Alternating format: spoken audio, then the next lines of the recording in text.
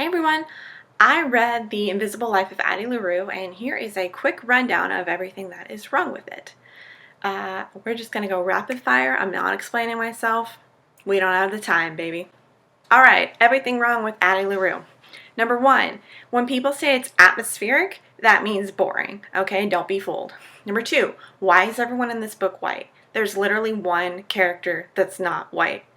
Like, that's not fine. There's a part where Addie is describing all the languages she knows, and she mentions Swiss. Swiss is not a language. That is the most stupid mistake I have ever seen an author make, and I have seen a lot of dumb mistakes that authors make. This is just embarrassing. Bi people don't exist for threesomes. Bi people don't exist because the author is too much of a coward to make them gay. They do not exist because the author wants gay representation but wants a hetero romance for the main characters. And yes, I know Victoria Schwab's a lesbian. I don't care. I'm bi, so don't play that card. Sam was the best character in the entire book and didn't get any screen time and did not deserve to be in that book at all. She was too cool for this world. Henry's friend, I want to say her name is B, didn't show up enough, obviously, since I don't remember her name. She deserved way more than just being the token black girl. She was also the token artist, the token everything. She was supposed to drive the plot forward and didn't, and it never went anywhere with that, and that is not okay. The one black person had one job, and she didn't even get to do it. Henry's boring. Addie is a Mary Sue by every definition of the word, from her stupid little freckles to her stupid personality. Why is everyone so obsessed with her? It makes absolutely no sense. Like, yeah, everyone forgets her instantly, but then she crosses her paths again and they're all totally fine with that. She wakes up in their apartment and they're all just like, huh, this isn't weird. She meets somebody for the first time and goes home with them like 3 hours later. Every single time. Everyone's obsessed with her and it makes no sense. How is this girl getting laid so easily? Like, okay, first of all, it is not feminist to have somebody using one-night stands to survive, okay? That is the opposite of feminist, but putting that aside, how is it so damn easy for her? Like, there are actual attractive people who can't get laid like a third this much. This is ridiculous. This is not realistic. Henry is kind of a creep. There is a big period of time before when he figures out his little curse, and when he realizes that it's wrong for him to actually sleep with people because his little curse makes it way too easy. There's a big chunk of time there where he's an absolute fucking creep. Okay? These people are basically roofied by his stupid curse, and it is not consensual, and it's not okay. Also, why does he look the same as Luke? That's creepy. What's the point of the black hair and the green eyes? Like, it never went anywhere, so it was just, best as I can tell, it was just weird, creepy fan service. Are we just gonna ignore all parts of this 300 years of history where Addie was alive that don't vibe with this white girl in Paris aesthetic?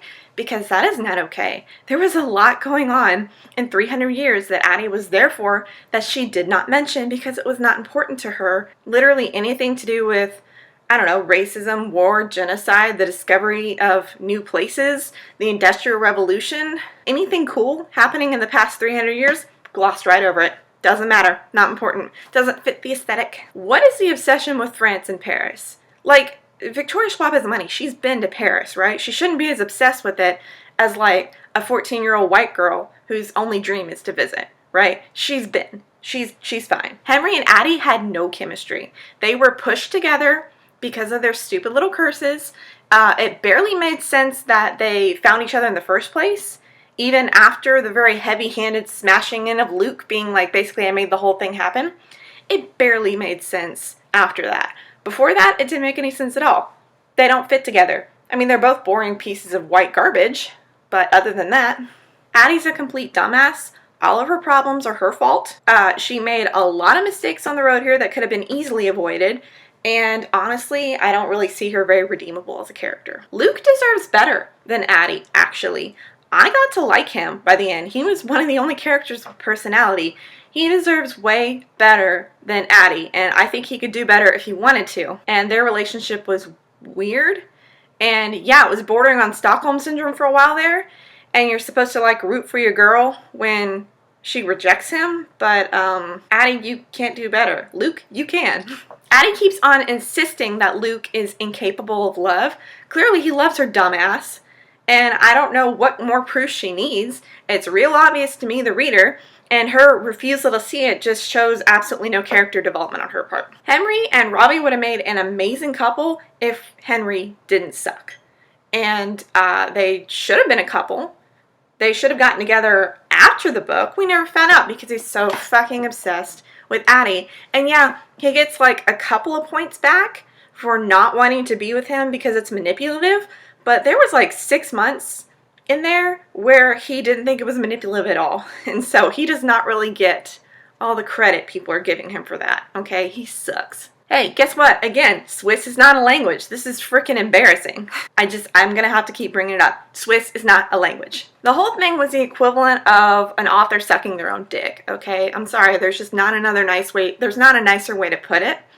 It was Victoria Schwab basically doing the author equivalent of jacking off to her own stuff, okay? When you have a book where one of the characters writes the very book that you are reading, that is cool the first time you read it when you're like 12. But then you're like, you know what, I'm kind of over this. It's a little self-indulgent. It really shows what the author thinks of themselves, and it's not flattering. And especially when the book in the book becomes a bestseller, an international bestseller, that is heavy-handed.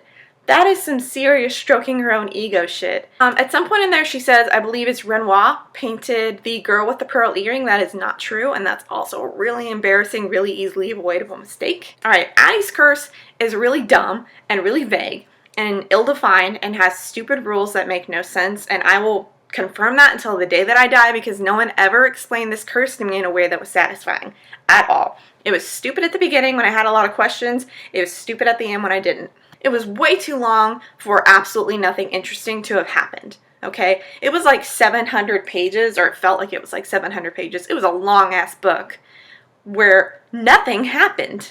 That's incredible. It's almost a talent in and of itself. Addie says she can always find her sizes in any store she goes into. Bitch, what country you living in? Because I can find the same pair of pants in the same store in the same size in a different color, and they still don't fit right. You have to try on every single piece of clothing if you are a woman in America before you know that it is going to fit you. Anyone who's ever tried to buy anything online knows that. Honestly, I don't know, it had like a fat-shaming vibe to it that I was not into. It's very clear that she is a skinny little 20-year-old bitch and going all poor me, I don't have any changes in my body, I don't have any changes anywhere. I can never get fatter. Oh, shut up. Seriously, shut up. Addie's life is utterly pointless and boring, and it should be forgotten because she did nothing of impact. She did nothing good but anyone but herself, ever. Alright? In fact, she was objectively a bad person because of all the stealing and the manipulating and just using people all the time. Yeah, did she ever do anything good for anybody? Did she ever even try? Like, you might be like, oh, but she can't leave a mark on the world. But here's another point, she could. She knows that. She can inspire people. She can inspire art. Guess what? She could also probably do a whole bunch of good for a whole bunch of people. And considering she doesn't need to eat, and she doesn't age, and she has all this other crap going on, she could probably do a lot of good for a lot of people. Or she could get into politics or something, be some kind of spy. She could make a lot of marks on the world in the bounds of her little curse. But she doesn't, because she's basic. Anyway, I'm of the opinion that she absolutely should be forgotten because she's not a special person in any way whatsoever. There was way too much build-up to that New Orleans thing with a really stupid fucking climax, okay? It was not worth making me wait that entire book. I did not care. I really, genuinely did not care. This book was definitely written by a rich white woman with no real problems. And knowing what I know about Victoria Schwab checks out. Yeah, Swiss is not a language. Swiss is not a language. Swiss is not a language. I cannot emphasize this enough. It is the dumbest thing I've ever heard in my entire life. Oh my god, it's so embarrassing for a grown woman who's traveled the world and written all these best-selling novels to think Swiss is a fucking language. Oh my god. If I hear the word palimpsest one more fucking time, I will be driven to murder. I had to look up what it was. I still don't know what it is. I still don't fucking care. The fucking freckles don't make you interesting, Mary Sue, okay? They're not interesting. They don't give you a personality. You can't replace your personality with freckles. It can't be done. That horrifying losing her virginity scene is not feminist. I don't know how many times I have to explain to people. A horrifying scene about losing your virginity is not feminist. It is the opposite of feminist. It's bad. It's misogynistic. It just furthers the belief that women don't enjoy sex, that they have to learn to enjoy sex. So please stop. None of Addie's cursy things make any biological sense whatsoever, okay? And at some point you have to just slap a band-aid on it and be like, because magic. But the biology does not check out anywhere. Most of all because she slept with, like, I don't know, let's say like 100 people a year, and never gotten an STD or given them an STD, which is great because she's a bad person that would totally go around spreading an STD to all these random people she sleeps with just so she has somewhere to stay. Okay, you'd think she'd find a more creative solution after 300 years. If this is going to take sex positive into just like a weird, different vibe where she's just manipulative, and it is not okay. If you can't be remembered by anyone, if you can't make an impact, if you can't have a meaningful conversation with someone, I would argue that you're not human. Addie has not been human for a long time. She keeps being like, maybe I'm not entirely human. No, bitch, you're something else completely. Okay? And honestly, like, her lack of emotional depth only furthers my point with that. She does not have the emotional depth to be a proper human.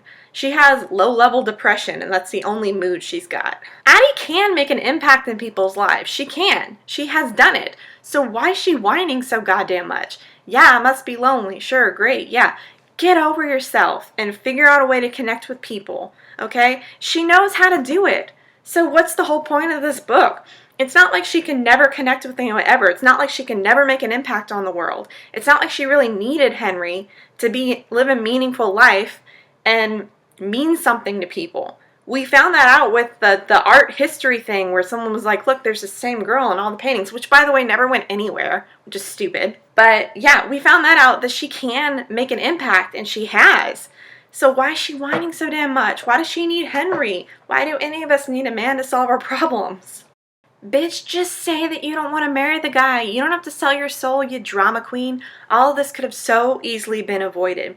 Yeah, I realized that, like, you have a flawed character at the beginning so that they can grow. But she didn't. So what was the fucking point of all of this? She's just a whiny little nightmare that doesn't change for 300 years. And guess what? That's literally the worst quality a character can have. Nothing ever came of Beast's poor history project. But none of that was real in the first place. Addie never existed. You'd think maybe that the author would have found some, like, correlations in real art and been like, who's this mystery girl? I'm going to write a book about her. No, it was all made up. So what was the point? Who cares? This whole book was a gigantic waste of time. And I don't know why everyone's hyping it so much. I'm just assuming that it's vaguely impressive if you know nothing about writing. If y'all would just treat it like it deserves to be treated, I wouldn't be trashing it so much. It wouldn't matter, because there are a million mediocre books out there. But y'all pick the one that you were told to pick and hype it until it can never live up to its expectations. And then you're surprised that people don't like it. You brought it on yourself. Anyway, that is everything that is wrong with Addie LaRue.